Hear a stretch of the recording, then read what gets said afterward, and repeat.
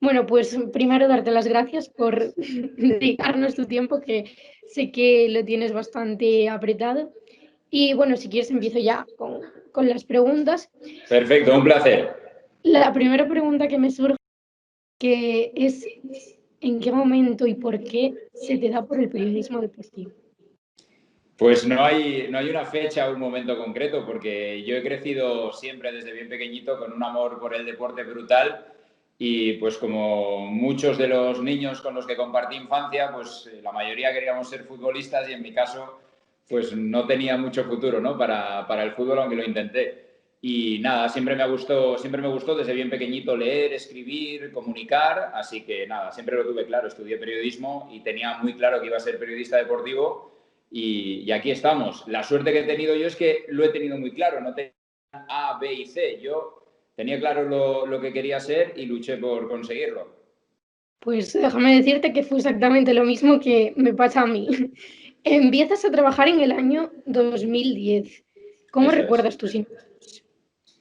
Pues con mucho cariño, la verdad, porque además fue en este mismo edificio en el que estoy trabajando ahora, pero para Movistar Plus, en aquel lejano ya 2010, empecé en Deportes 4. Yo estaba haciendo un máster de periodismo deportivo en la Escuela de Imagen y Sonido CES y se supone que a los 4 meses de cursar ese máster te mandaban de prácticas. En mi caso, pues a los 2 meses ya me colocaron en Deportes 4. Se ve que algún profesor pues confió en mí o consideraban que estaba ya para entrar en la jungla del periodismo deportivo y empecé en Deportes 4 y desde entonces no he parado, la verdad. Estuve en Deportes 4 hasta 2016, donde pues hice de becario a redactor, de redactor a editor, de editor a presentador y en 2016 fue cuando ya me marché a Italia. Pues te has adelantado a mi siguiente pregunta, y es que en Deportes 4 realizabas distintas funciones que acabas de mencionar tú ahora mismo. ¿Te sentías más cómodo especialmente en alguna de ellas? O sea, ¿te sentías mejor cuando te sentabas en la redacción o cuando te ponías delante de la cámara? Pues sinceramente, a mí lo que más me gusta es comunicar delante de la cámara, pero me parece que he sido bastante afortunado por el hecho de haber pasado por todas esas fases antes de sentarme en la silla del presentador de Deportes 4, además con la responsabilidad que eso conllevaba, porque yo recuerdo que el último Deportes 4 que presenté lo vieron más de 1 millón de personas, no son las cifras de audiencia que se dan ahora mismo por la competencia, por el desgaste del producto, por infinidad de factores, pero en aquel momento, desde luego, que te vieran 1 millón de personas era una responsabilidad enorme. Y empecé de becario, pues haciendo colas totales, algún vídeo que otro cuando se daba bien. De ahí pasé a redactor algo más consolidado, aprovechando que en el Mundial de Sudáfrica en 2010 la práctica totalidad de la redacción se desplazó hasta Johannesburgo y hasta el IBC. Entonces aquí en la redacción de Tres Cantos nos quedamos prácticamente en cuadro y vieron a un chaval espabilado, con muchas ganas, con mucha ambición y dijeron, pues vamos a apostar por él. Y de hecho fue ya ese verano, cuando llevaba unos mesecitos en la tele, cuando empecé a editar. Y editar, pues es construir el programa, ¿no? Construir la escaleta junto con los presentadores, decidir contenidos y sobre todo decidir a quién le asignas cada cosa. Y la verdad es que con tan poca experiencia, pues fue un reto gordo. Y ya después de eso, pues ya me sentía preparado para casi todo, la verdad. ¿Qué sentías cuando te ponías delante de una cámara y sabías que detrás te estaban viendo millones de personas?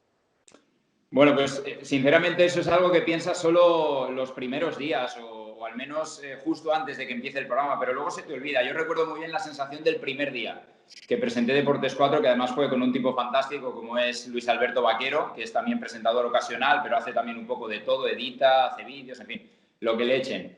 Y me sentí muy cómodo porque él me ayudó mucho, pero sí es verdad que yo siempre he contado que la sensación previa a ese primer directo delante de tanta gente fue la de pues como si tuvieras una lavadora en el estómago, como algo dando muchas vueltas, con un subidón de adrenalina brutal, sabiendo obviamente que iba a estar mucha gente viéndote, pero ya te digo, cuando empieza el programa, como lo has preparado y como sabes perfectamente qué es lo que hay que hacer en cada momento, pues simplemente ejecutas y te intentas aislar un poco de eso.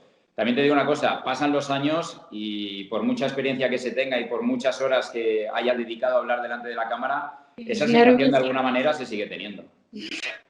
¿Qué crees que es lo más emocionante del trabajo que realizas? Pues yo creo que la capacidad de entrar en la casa de, de la gente. Sinceramente creo que es lo más bonito que tiene esta profesión, porque hay momentos duros, de mucha tensión. Yo siempre digo que lo más bonito de dedicarse a la información, en este caso en televisión, actualidad deportiva, es que cada día es una hoja en blanco. Entonces llegas y la actualidad te lleva a contar una serie de cosas, pero es un reto diario, cada día empiezas de cero, empiezas de nuevas. Entonces eso a mí me parece una de las cosas más bonitas que tiene esta profesión, que cada día pasas un examen, cada día estás sometido al juicio de todos los que te están viendo y cada día también compites con todos los que como tú se dedican a la información deportiva. Entonces yo creo que eso es una de las cosas que más me ha motivado a mí siempre de esto, esa adrenalina de volver a empezar cada día, de volver a superarte a ti mismo y de volver a demostrar que efectivamente la gente hace bien escogiéndote a ti o escogiendo el producto en el que trabajas para informarse. Sí, que no es una profesión precisamente rutinaria, la nuestra, por ejemplo, vaya. Bueno, sí, rutinas existen, como en todos los trabajos, pero el contenido de esas rutinas pues va variando, porque unos días pues hables con que Cristiano Ronaldo que ha hecho no sé qué, otros días pues hoy, por ejemplo, le vamos a dar mucha importancia al Masters de Augusta, que arranca mañana aquí en Movistar. En fin, cada día es una película diferente y haces todo lo posible por contarla lo más bonito y lo más entretenido posible. ¿Cómo fue la experiencia de presentar Fox Sports en Italia? Pues muy bonita, la verdad. Yo creo que es el reto más apasionante y más enriquecedor que he afrontado en toda mi vida. Yo acabé la carrera de periodismo en Italia y ahí empecé a chapurrear italiano. Me gustaba el italiano porque yo tengo orígenes italianos por mi apellido. Es evidente que no tengo un apellido español y mis antepasados muy lejanos fueron italianos, entonces a mí me picaba esa curiosidad del italiano. Acabé la carrera en Italia y yo pensaba sinceramente que el italiano no me iba a servir para mucho. Lo chapurreaba, pero no lo hablaba perfectamente. Y resulta que estando en Deportes 4, un día Manu Carreño preguntó por la redacción si había alguien capacitado para hablar en italiano con los compañeros de Mediaset Sport, pero de Italia. Porque Mediaset en Italia tenía los derechos de la Champions, entonces cuando daban algún partido de equipos españoles y tal, pues les gustaba esa idea de poder conectar con alguien en España que les hablara en italiano o en itañolo, que es una lengua que inventé yo, una fusión de italiano y español, pues eso, para hablar del Madrid, del Barça, del Atleti, etcétera. Y nada, se ve que gusté a los compañeros de Mediaset Sport en Italia, porque cuando el que era presentador de la Champions en Mediaset en Italia se convirtió en director de Fox Sports en Italia, pues me llamó porque uno de los productos más potentes que tenía Fox en Italia era la Liga Española, era el producto sobre el que pivotaba el canal, entonces les parecía una idea buena tener a un español vendiendo el producto más importante del canal, tener a un español hablando italiano con acento español, que también les hacía gracia esa idea. Y nada, la verdad es que me lo ofrecieron en un momento en el que yo en Deportes 4 consideraba que ya había tocado techo porque había hecho prácticamente todo lo que se podía hacer ahí dentro, incluso presentar. Y bueno, pues la oferta me gustó y consideré que era una buena aventura para demostrarme también a mí mismo si era capaz de hacer lo que hago en otro idioma, que es un reto importante, la verdad. Pero bueno, lo saqué adelante, ¿eh? Fue muy, muy enriquecedor. Sí, es un reto que por lo menos impone. ¿Cuáles crees que son las diferencias? Tú que has trabajado el periodismo deportivo tanto en España como en Italia, ¿cuáles crees que son las diferencias más notables en el tratamiento de la información?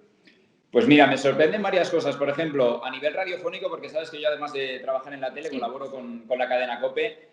A nivel radiofónico, la radio deportiva en España yo creo que no tiene comparación con ninguna en el mundo. De hecho, en Italia no existe esa costumbre, por ejemplo, de irse por las noches a la cama escuchando un programa deportivo que te cuenta y te analiza y te opina todo lo que ha pasado durante el día. Eso es algo muy español y yo creo que es algo de lo que sentirse muy orgullosos, de lo bien que funciona la radio y sobre todo la radio deportiva en este país. En Italia no vi eso, no vi ese seguimiento y no vi esa capacidad de comunicar en radio y de generar interés a través de la radio. Luego, a nivel televisivo, que es mi principal dedicación, a lo que más tiempo le dedico, me llamó la atención que el estilo de televisión que se hace en Italia, o al menos la que yo conocí dentro del grupo Sky, es una televisión muy centrada en el dato, en la información, en las conexiones en directo, pero no tanto en la imagen. Yo creo que en España estamos por delante en cuanto al tratamiento de la imagen. No digo en la espectacularización de la imagen, que también. Aquí somos muy buenos contando las cosas, haciendo vídeos, sonorizando los vídeos y tal. Allí van más a la información, a los datos, a la estadística. Son amantes de la estadística. Yo creo que quizá hasta la extenuación. Les encanta dar datos, estadísticas por todas partes, pero a lo mejor se recrean un poco menos en lo que para mí más valor tiene en el mundo de la televisión, que es la imagen, la noticia a través de la imagen. Y yo creo que eso es una de las cosas que más me llamó la atención. Allí se estila mucho la televisión de traje, de corbata, todo muy serio, muy formal. Y aquí somos más coloquiales. Creo que le damos a la información deportiva un toque más coloquial, más de entretenimiento. En línea un poco con lo que estabas diciendo, ¿crees que en España el periodismo deportivo está como más acercado a la gente que en Italia? Me refiero, me llama la atención lo que comentabas ahora de los presentadores en Italia son muy de traje, corbata y aquí en España lo llevamos como más coloquial. ¿Crees que eso influye en el acercamiento que tiene la gente hacia ese tipo de información? Bueno, no, yo creo que es una cuestión de estilos, sinceramente. Es una cuestión de estilos y de cultura televisiva. Cada país, cada cultura tiene sus propias costumbres y en Italia se hacía así, o por lo menos yo lo percibía así, pero no significa que eso marque una distancia con el espectador. De hecho, en Italia yo creo que están tan locos por el deporte como lo estamos aquí o incluso más.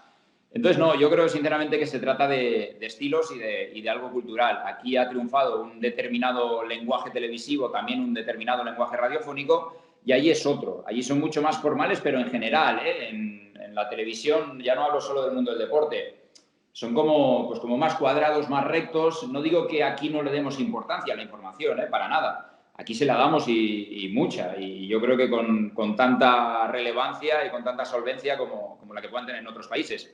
Pero es una cuestión de estilo. Aquí somos pues, más españoles, más abiertos en ese sentido y más coloquiales también. En todos los años que llevas trabajando, ¿cuál es la peor experiencia que recuerdas?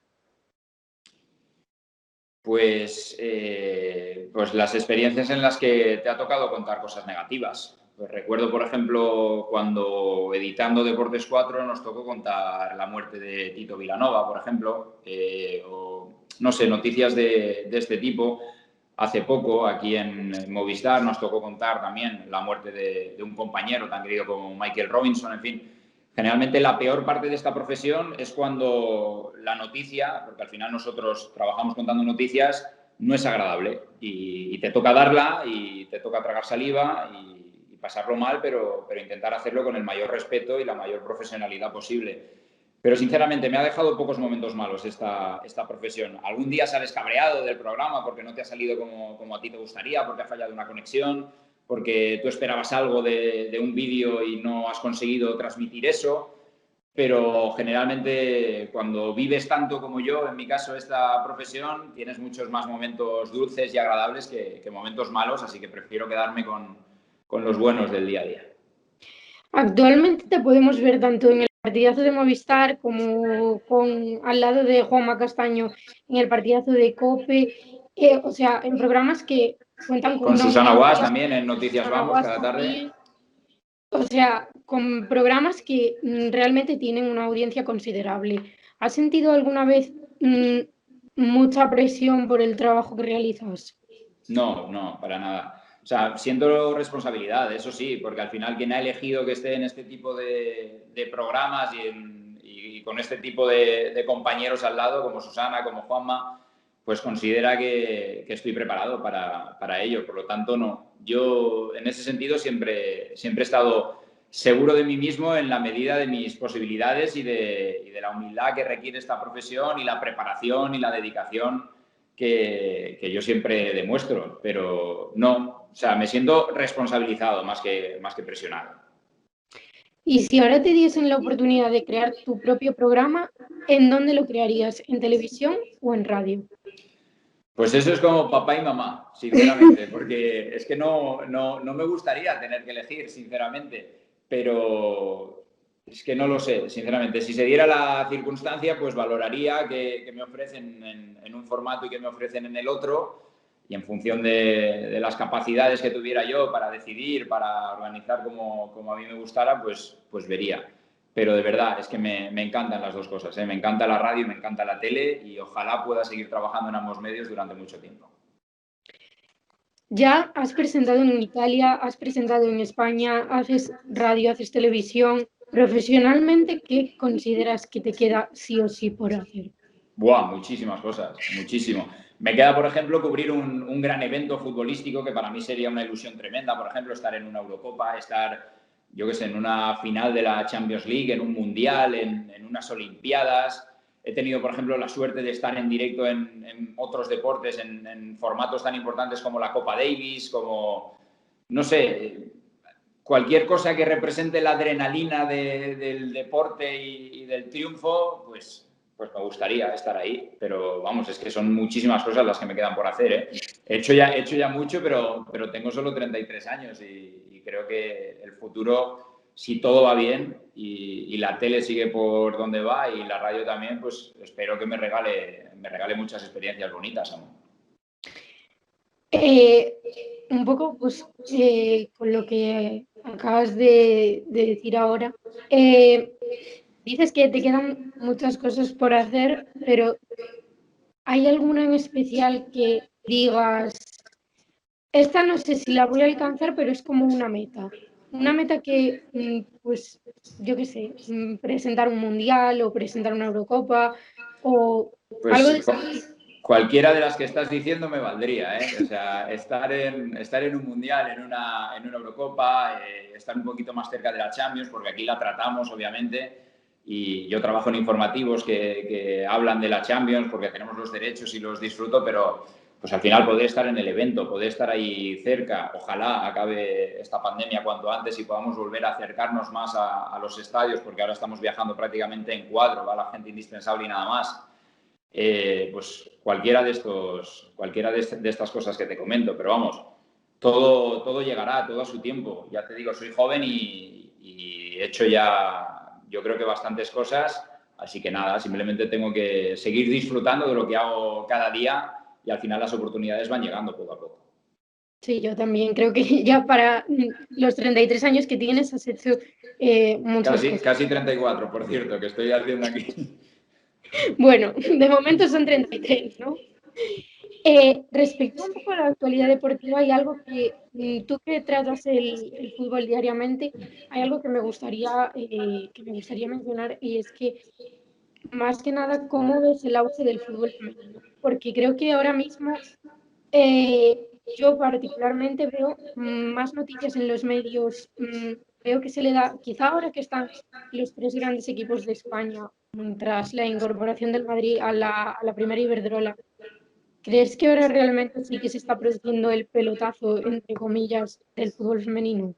Pues sí, lo creo y además me parece natural, pero ya no porque sea femenino, o sea, me parece que es un deporte interesantísimo, porque a mí particularmente me encanta el fútbol y todo lo que suponga la profesionalización y la capacidad de dar recursos a quien se dedica a este deporte me parece una noticia súper positiva. Así que yo sinceramente estoy encantado con el auge del fútbol femenino, ojalá siga creciendo y ojalá los medios cada vez tengamos también más capacidad de informar sobre él y de hacer que crezca. Yo creo que es una muy buena noticia para la sociedad en general y para los que disfrutamos del deporte, porque cuantas más opciones haya a alto nivel, porque al final lo que nos gusta a todos es ver competitividad y ver a equipos preparados y con una buena estructura por detrás de profesionalización y que esos mismos profesionales, en este caso las futbolistas, estén bien consideradas, bien remuneradas y con una serie de condiciones adecuadas para desarrollar lo que debe ser su profesión,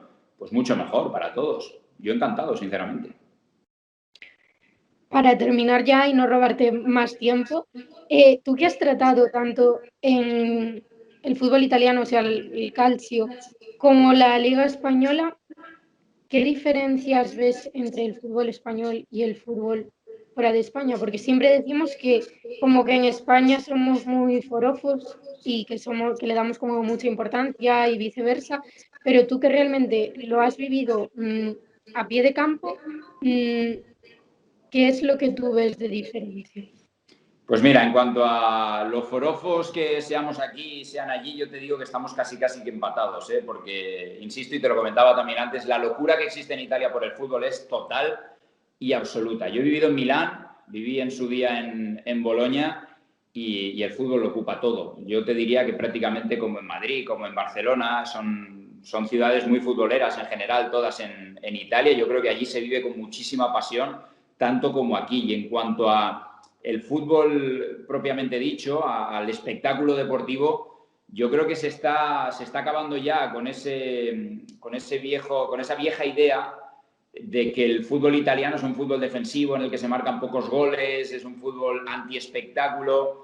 Yo creo que eso es un cliché que está absolutamente caducado ya, porque este año en concreto la Serie A está regalando espectáculo y del bueno, prácticamente en cada partido. Se están marcando muchos más goles que en España. Es verdad que es un fútbol que trabaja mucho lo táctico y que en ese sentido, pues a lo mejor puede parecer más encorsetado, pero se está evolucionando mucho. Y hay que decir que la Serie A ha pasado unos años de muchas dificultades en los que los clubes no tenían la capacidad económica de competir con la Premier y con la Liga, sobre todo, pero ahora sí la tienen, ¿eh? Y ahora estamos viendo jugadores tan importantes como Cristiano Ronaldo y muchos otros están en un fútbol, en una competición que ahora mismo yo te diría que si no está al nivel de la Liga, está cerca, ¿eh? Yo creo que ha crecido mucho en los últimos años y para los amantes del fútbol internacional, como es mi caso, pues eso es otra gran noticia. Yo sigo mucho la Serie A, obviamente, porque sobre todo para la radio es mi función y es un espectáculo. El calcio, la Serie A, es un espectáculo que merece la pena seguir, en este caso, si quieres ver los partidos en Movistar.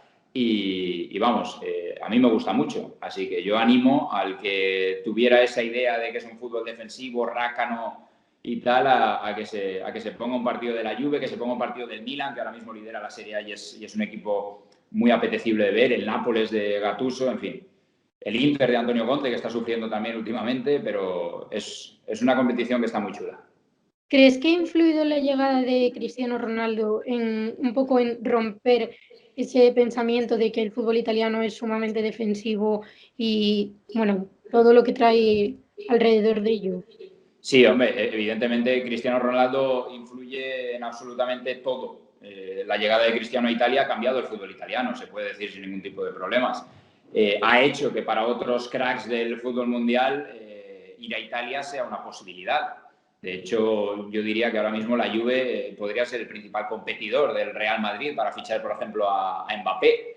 Así que sí, yo creo que Cristiano ha dado una dimensión a la Serie A que no tenía y gracias a la llegada de Cristiano, la Juve se ha convertido en un equipo mucho más poderoso, pero todo lo que rodea a la Juve pues se ha convertido también en algo más apetecible. Evidentemente, si Cristiano elige ir a Italia es porque la competición pues merece la pena y es una competición atractiva, muy bien estructurada, muy bien organizada. A nivel de estadios es cierto que deben mejorar un poquito porque las infraestructuras son ya algo viejas en alguna ciudad, pero sí, el impacto de Cristiano ha sido tremendo y el fútbol italiano ha crecido mucho desde su llegada. Pues esperemos que el fútbol italiano siga creciendo y en otro momento te pueda seguir preguntando sobre el calcio, la Serie A, y muchas gracias por el tiempo que nos has dedicado, Álvaro. Nada, ha sido un placer. También espero verte pronto presentando por lo menos una Eurocopa y Bueno, muchísimas gracias. venga, un saludo y gracias a vosotros. Que vaya muy bien. Chao. Adiós.